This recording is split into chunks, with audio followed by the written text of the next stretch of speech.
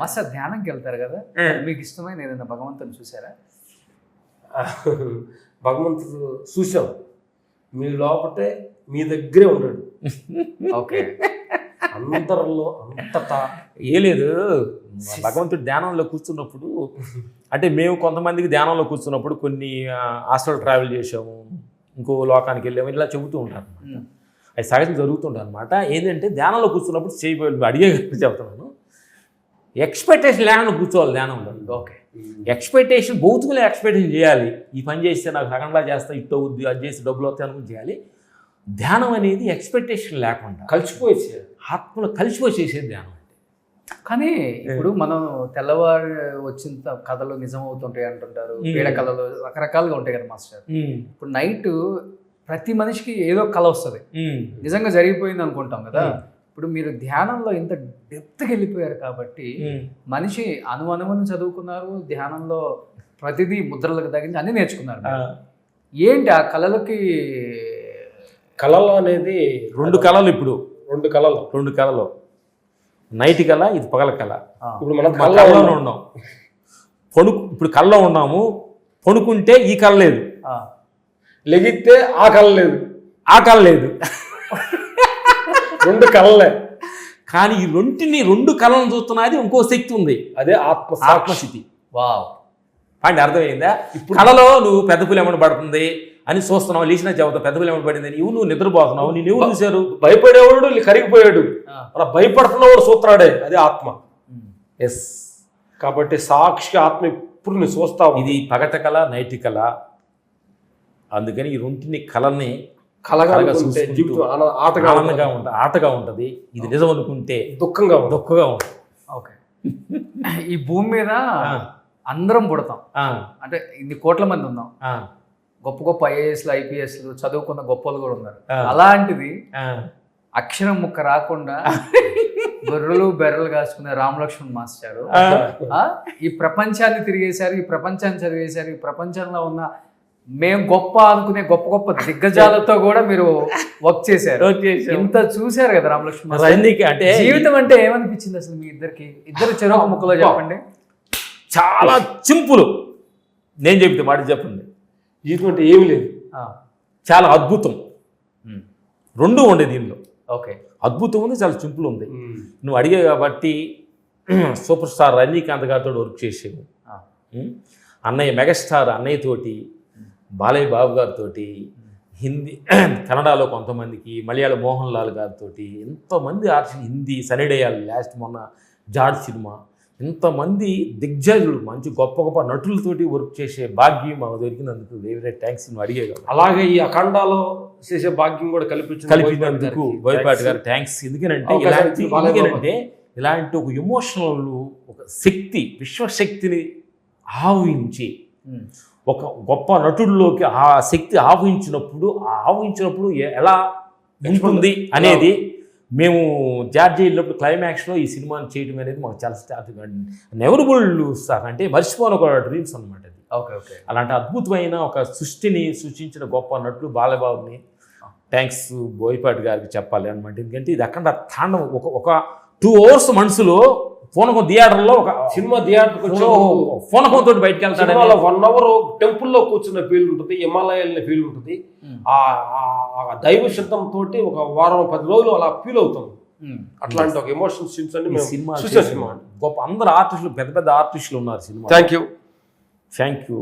కానీ బాలయ్య బాబు అసలుకి డూప్స్ పెట్టుకోరు కదా, ఇష్టం ఉండదు. ఎలాంటి రియల్ అంటాడు ఆయన చాలా జాగ్రత్త చూసుకోవాలన్నమాట. దీంట్లో అద్భుతమైన వర్క్ చేసాడు బాలయ్య బాబు గారికి థ్యాంక్స్ చెప్దాం. Thank you master. ఇన్ని సినిమాలు తీశారు కదా, ఏదో ఒక సినిమా సెట్లో నుంచి మీ ఫైట్ సీన్స్ బాగాలేదని, మీరు చేసే కంపోజ్ బాగాలేదని బయటికి పంపించిన సందర్భాలు ఉన్నాయా ఇనిషియల్ డేస్లో? ఉంటాయమ్మా, ఎందుకంటే మనం చెప్పింది మనం చేసి అందరు నచ్చకూడదు, అందరు నచ్చవు కూడా కొన్ని. ఓకే, అందుకని కొన్ని చిన్న చిన్న నచ్చలేదంటే మేము దాన్ని తక్కువ హ్యాపీగా తీసుకున్నాం అనమాట. థ్యాంక్స్ వాళ్ళకి. అందరూ నచ్చాల్సిన అవసరం లేదనమాట. Thank you God, thank you. తీసుకోవాలన్నమాట. దానిలో ఏం తెలుసుకున్నాం అంటే అన్నీ మనకు తెలిపా, అంత తెలియగలవడం కాదు కదా మేము. అర్థమైంది నీకు? తెలియగలం కాదు కదా.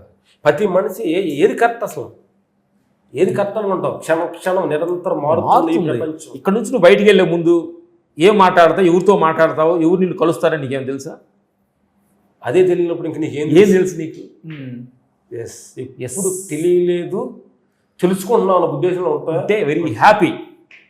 నాకు తెలుసుకుందాం అనుకుంటే అతని జీవితం ఆ రోజు ఎండ్ అయినట్టు. ఫోన్లు ఆడుతున్నారా ఇద్దరు? ఫోన్లో అది ఉంది, ఇది ఫోన్ ఉంది. ఏంటి మాస్టర్? పైకా? పైకి ఓపెన్ చేయి, ఓపెన్ చేయి. ఇదేంటి రావట్లే పైకి? ఓపెన్ చేయాలి. ఓహో స్టార్టింగ్ లో వచ్చేది అది మాకు అయిపోవు. ఇద్దరికి ఒకే ఫోనా ఉంటది? రామ్ లక్ష్మణ్ మాస్టర్ వాడుతున్న ఫోన్ యాక్చువల్లీ నేను 10th లోనే ఇంటర్లోనే వాడా. Great master. మా క్లైమాక్స్ లో వాడుతున్నాం. No WhatsApp, no Insta, no Twitter. ఏం తిట్టుకున్నాడో మనకు సంబంధం లేదు. Very happy.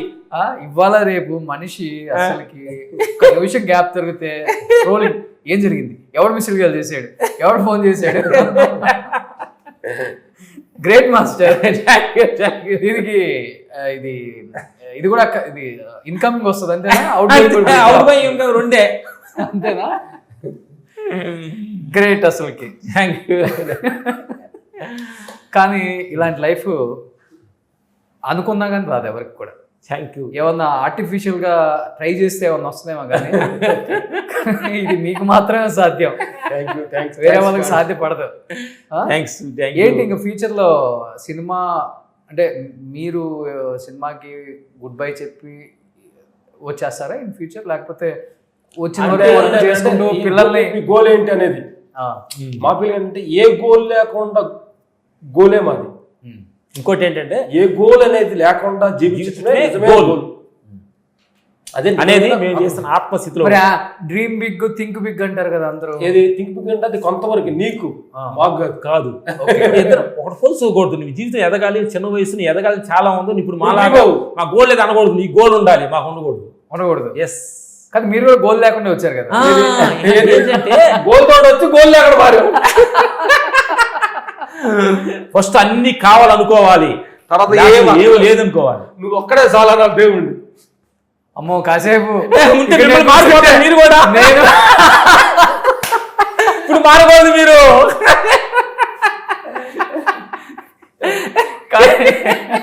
ఫామ్ హౌస్ సరదాగా న్యాచురల్ గా నడుస్తూ మన ముగ్గురుగా కొన్ని అంటే ఇప్పుడు సినిమా గురించి ఇది ఇంట్రెస్ట్ కాబట్టి రియల్ గా నడుస్తూ హార్ట్ఫుల్ గా మాట్లాడతాం. డెఫినెట్ గా ఎస్. మొత్తం కనెక్ట్ అయ్యే విషయం లాగా మంచిగా కట్టెలు పోయి పెట్టుకొని దాని మీద అన్నం వండుకుంటూ రాగి సంగటి, పప్పు, రాగి కూర, పప్పు ఏంటి నీ కొత్తగా అనబెడతావు. మునగాకు ఫ్రై చేస్తే కొంత టేస్ట్ ఉంటుంది. అది బెస్ట్ మెడిసిన్ అనమాట. అది మేము తింటాం అక్కడికి వెళ్తే. సుమన్ టీవీలో మీ పర్సనల్ అండ్ బిజినెస్ ప్రమోషన్స్ కోసం కింది నెంబర్కి కాంటాక్ట్ చేయండి.